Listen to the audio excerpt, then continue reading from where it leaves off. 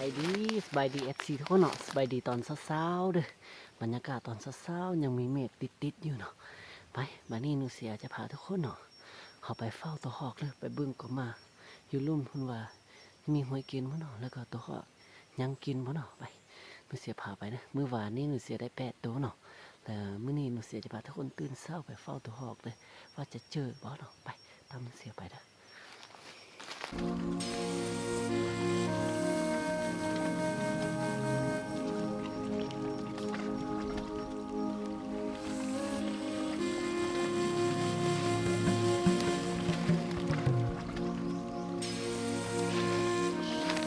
ออกก่อนสิพาไปส่งนะ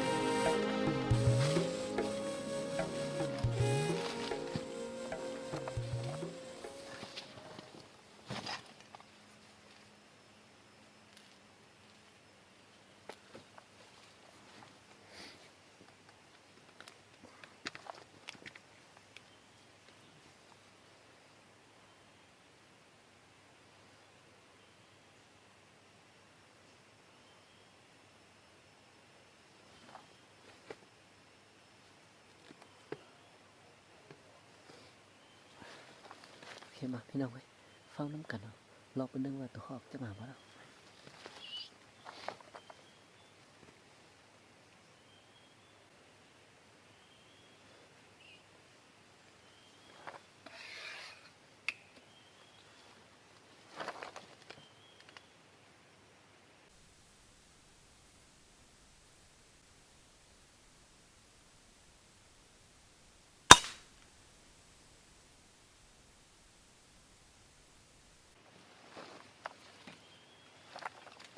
เรียบร้อยตกเลยนะตัวหอกเนาะไปเก็บเอาไป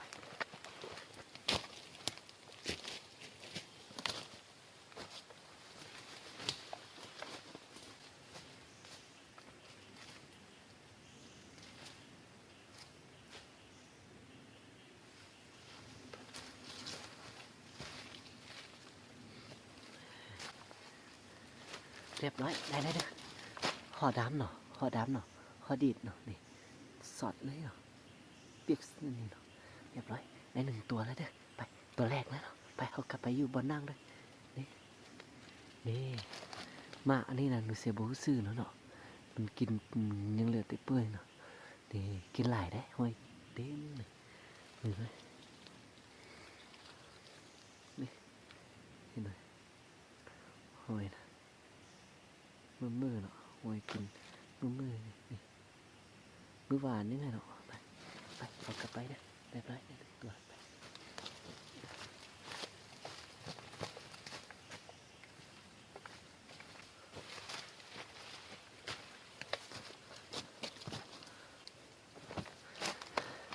เรียบร้อยได้1 ตัวแล้วเด้อเรียบร้อยได้ตัวแรกแล้วเนาะ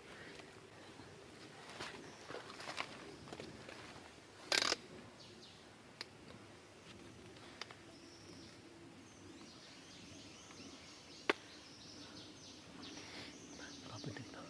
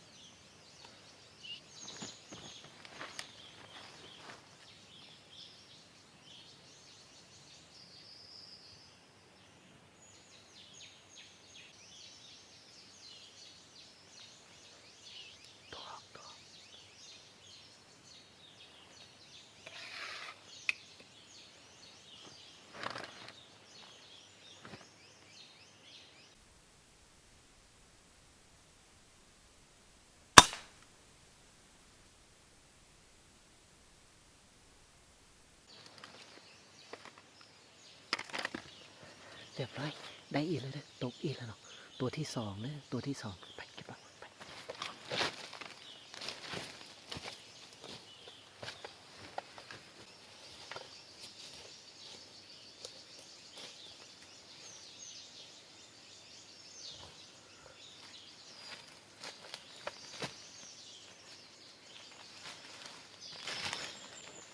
เรียบร้อยได้อีกเลยเด้อเรียบร้อยได้สองตัวเลยเด้อตัวนี้เป็นตัวที่สองเนาะตัวหน้าเด้อนี่จะเป็นหน้าแก้มแดงเนาะเรียบร้อยตัวใหญ่เด้อไปเริ่มไหมไปวันนี้หนูเสียพาวกลับไปตูบเอาเนาะไป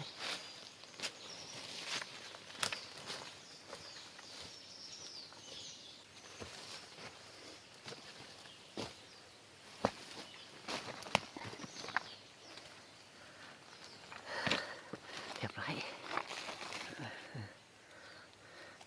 ได้สองตัวเลยเด้อเรียบร้อยโอ้โหคักเรียบร้อยสองตัวเลยเด้อสองตัวแล้วเนาะไปรอไปนึ่งเนาะรอไปนึ่งว่าจะมาอีกว่าเนาะนี่เรียบร้อยสองตัว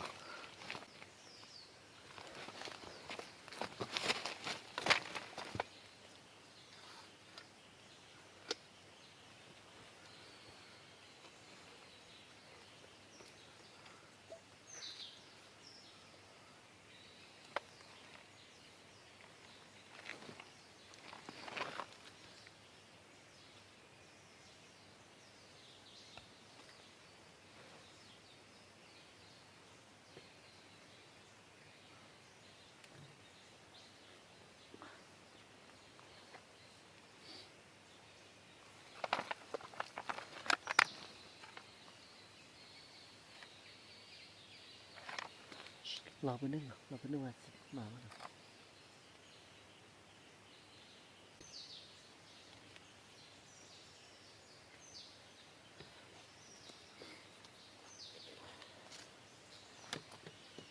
ไปเอาไปเก็บเอาเนาะ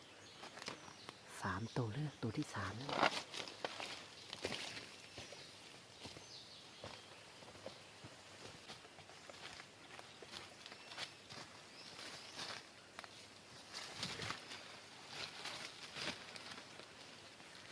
เรียบร้อย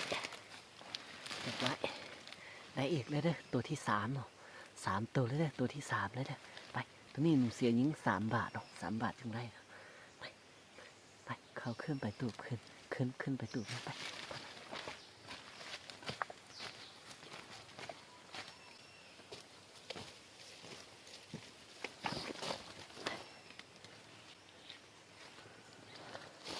เรียบร้อย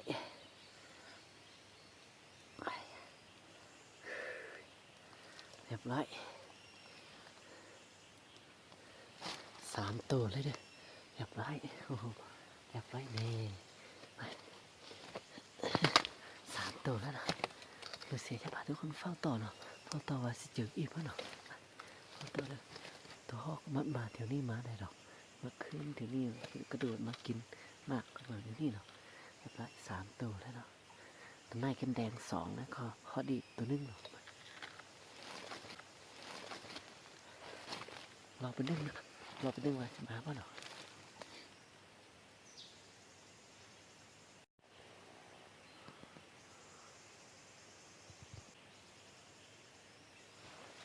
โอ้สวยแล้วเนาะพี่น้องเอ้ยตัวหอกบ่มาแล้วเนาะมันมีตัวหอกมาแล้วมันเสียจะพาไปล่อยิงนกเลยยิงนกถึงนะเดี๋ยวนี้เราได้สามตัวเนาะเมื่อเช้านี้ได้ตัวหอกสามตัวเลยเรียบร้อยมื้อนี้หมานแล้วเนาะมื้อนี้นะเนาะหมานแล้วมื้อนี้โอเคเรียบร้อยจะขึ้นไปเนาะขึ้นไปว่าจะได้ยิงนกอีกเพราะเนาะนี่มื้อนี้ได้สามตัวแล้วมื้อเช้านี้เนาะ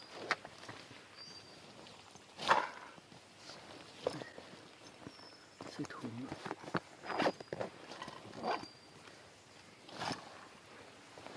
ไปเขาก็ไปเทิงเที่ยวเทิงขึ้นมามีนกป่ะเนาะรอยิงนกกันขึ้นไปว่าได้ยิงนกมาเนาะทำเสียไปได้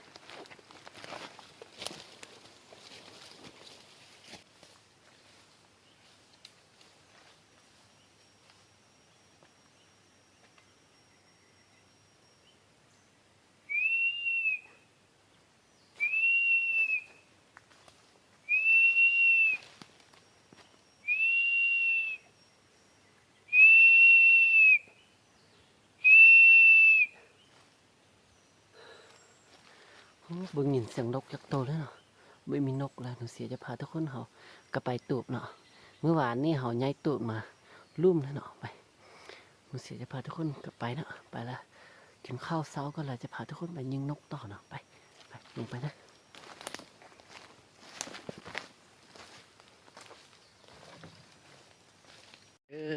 มาวันนี้กลับมาฮอดแล้วเนาะนี่เมื่อวานนี่เขาย้ายมาอยู่นี่เนาะมานอนอยู่ทางนี่เนาะ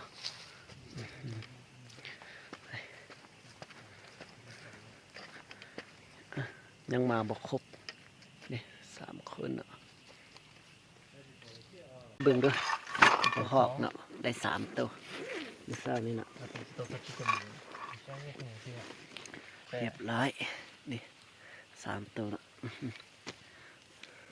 กำลังปิ้งนกเนาะ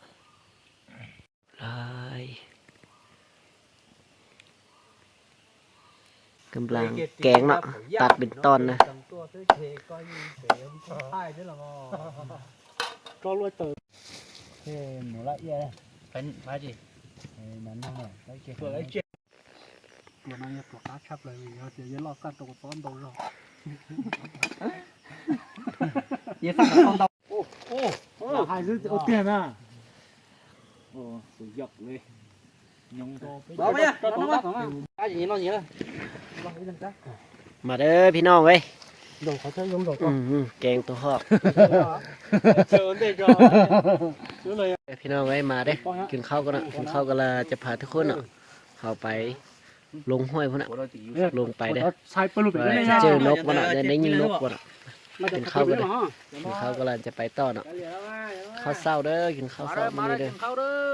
มาเด้อ